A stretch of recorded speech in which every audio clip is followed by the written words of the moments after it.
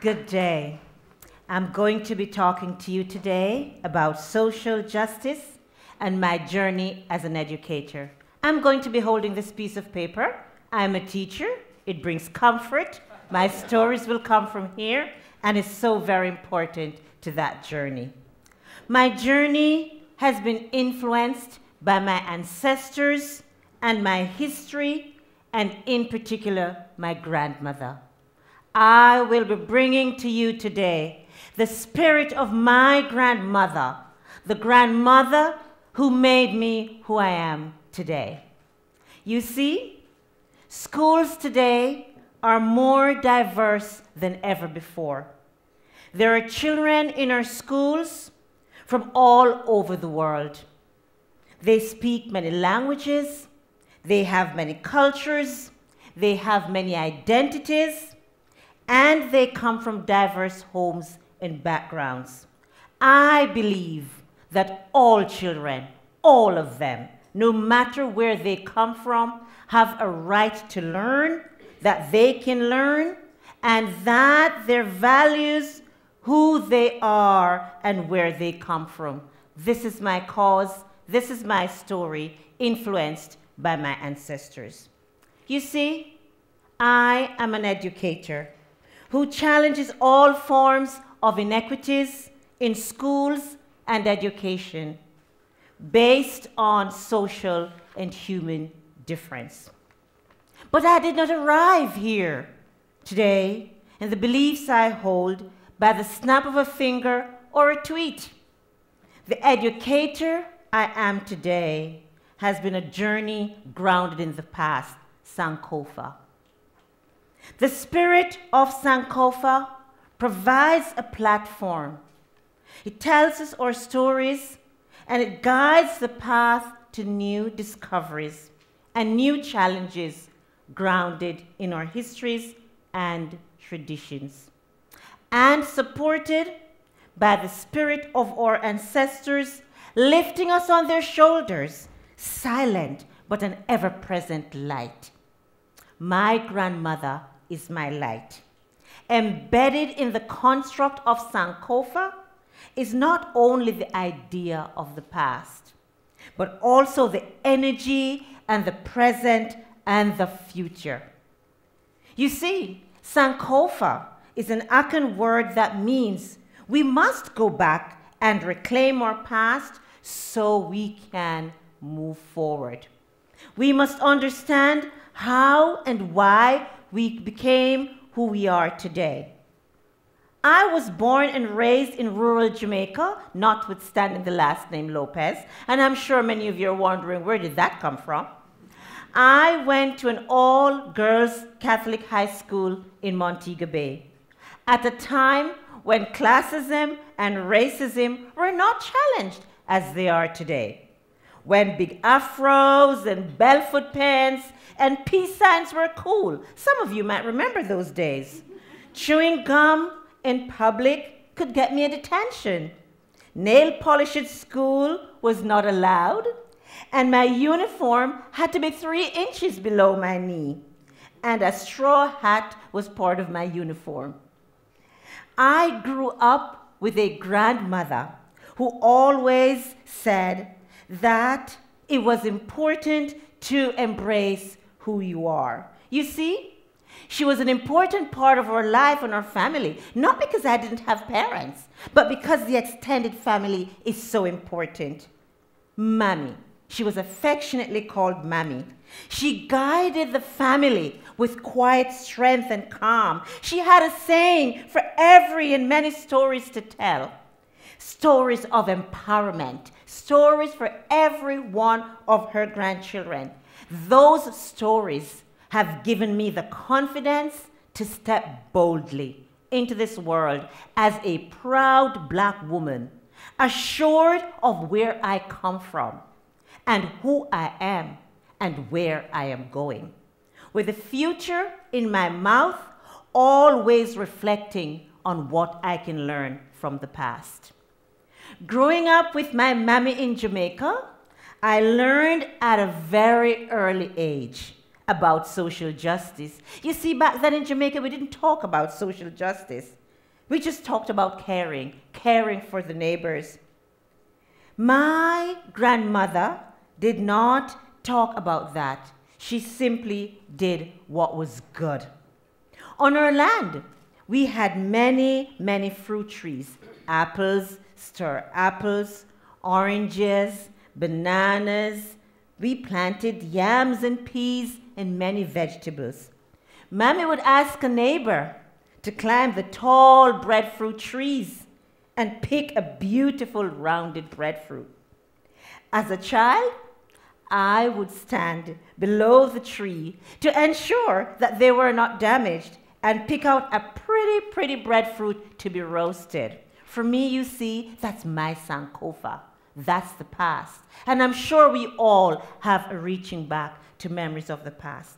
But what stuck with me was the kindness of my grandmother, leaving some of the breadfruit by the gate so that anyone passing who wanted one, who didn't have one, who needed one, could have one. Simply pick it up.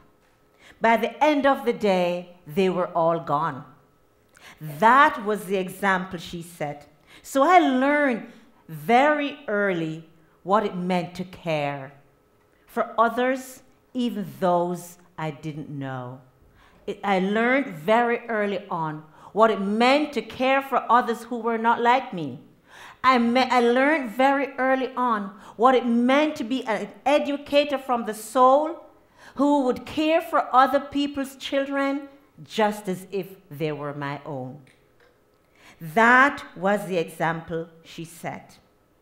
When I was about 7 years old, my mammy took Dasa. I'm sure her name was Dasa, but of course in Jamaica, everyone has a nickname, to spend time with us. Dasa was not well nourished. In fact, Dasa had sores, she couldn't read. She was from a household with many, many children. But that was my grandmother. She said, of course, send over Dasa. Mammy and I took care of Dasa, combed her hair, made sure that she was clean, and had good food to eat. Mammy treated Dasa like a member of the family. In those days, it was very easy to push aside those who were not considered worthy, those who were not in our own class position, those who didn't have the status. It was very easy to leave them by the wayside. No one would challenge that. It was okay. But my mammy made sure that was not okay in our house. In my grandmother's house, grounded in a faith, guided by her religion, Dasa ate at the table because my mammy knew that was the right thing to do, grounded in her strong Christian values. Mammy taught me not to be afraid of Dasa, but to be compassionate, kind, and caring. I learned at a very early age, walking behind my grandmother, to read. We didn't have television.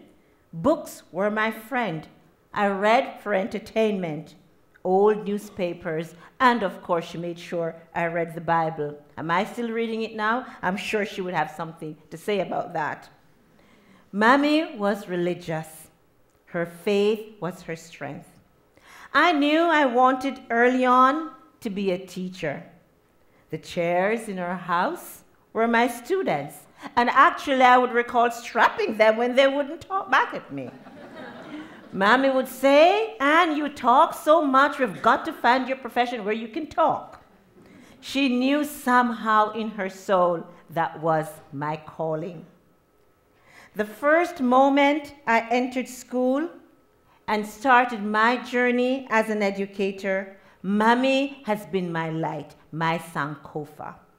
I have gone back many times to her stories and shared those stories with my students, stories of strength, empowerment, and resilience. Those stories have guided me on my journey. Those stories have fueled my passion. In fact, when I was a secondary school teacher, my students would ask, "What would your grandmother say, Miss Lopez?" During a convocation, one student went on stage and said, Miss Lopez teaches us economics. Her grandmother teaches us about life. I'm not even sure they knew she wasn't here. They think she was right there. They thought maybe I'd go home and see Mammy every day because she was so ever present. Mammy taught me to look at all sides before coming to a conclusion. She would say, Anne, you know, there are 3 sides to every story. Your side, my side, and the in-between. She said, always make sure you find the in-between. As a teacher, I made it my duty to find the in-between. It was in those in-between stories that we got the spirit of the children. That's where they relaxed. That's where I got to know them. And that's where they were able to share. In pressing for the in-between, I got to hear their joys and their pains. And somehow, it was okay sharing those in-between stories.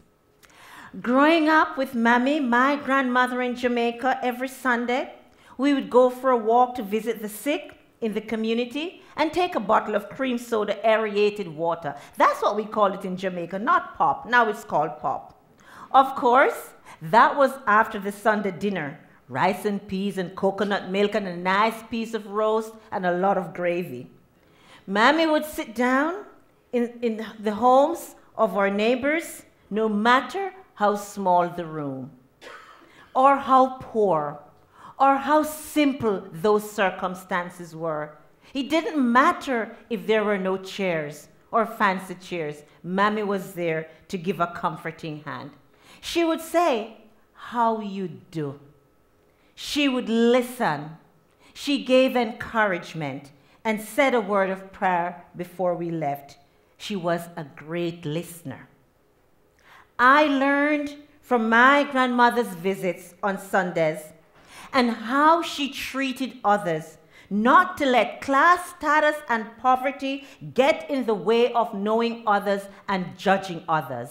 And as an educator, that has caused me to do good by other people's children, no matter where they come from, no matter what their homes, no matter their circumstances. She gave me a lesson for life that has shaped my philosophy as an educator. Mammy had her favorite stories. She was a great storyteller. I remember a particularly interesting story. As we sat on the veranda and ate mangoes by the dozen. You know, Jamaica, we eat a lot of mangoes. And when there were no mangoes, we ate guineps. And if there were no guineps, we ate bananas and any of the sweet tropical fruits that were available. And so the story goes. My older sister, Linda, got into a fight at school. So my grandmother had to go to the school to find out what was going on. When she got there, the principal said, Mrs. Brown, we're not here for a fuss. My grandmother said, she puckered up and said to the principal, Sir, I'm not here to fuss with you. I am here to have a conversation. And that was a lesson that a story she proudly told, and a lesson that I got. Because he misjudged her resilience. He misjudged her quiet calm.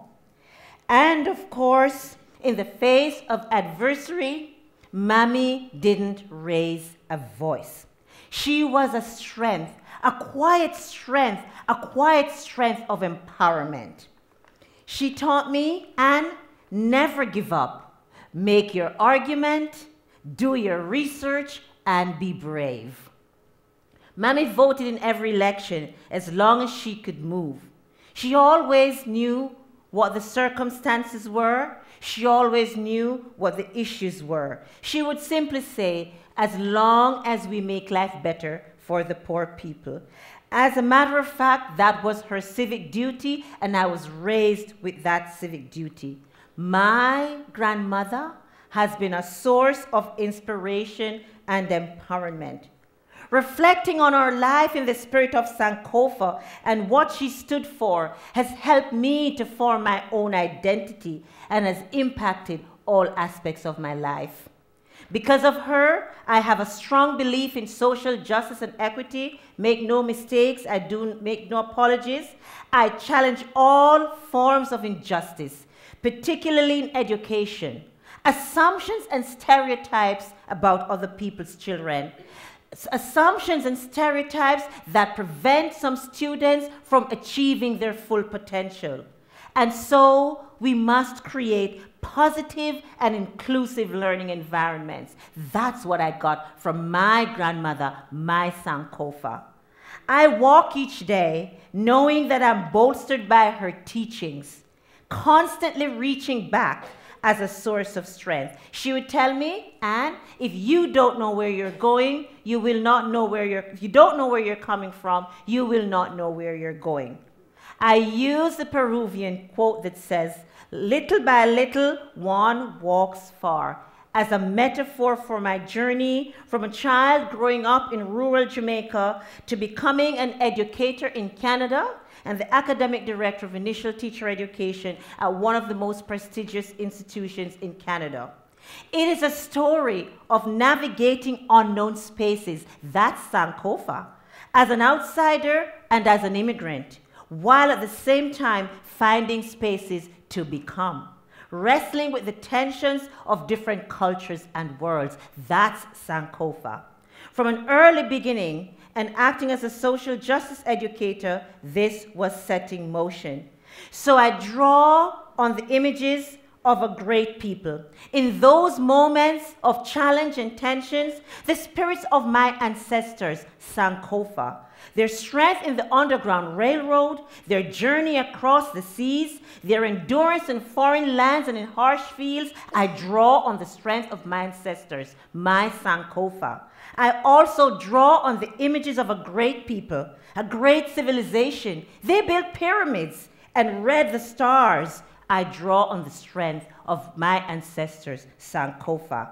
So, as my grandmother and my ancestors helped me to imagine, I use the words of Maxine Green, who says, eloquently, imagination is the cognitive capacity that allows us to break with the taken for granted, to transcend the familiar as a mode of thinking that refuses compliance and helps us to look down to the road not yet taken.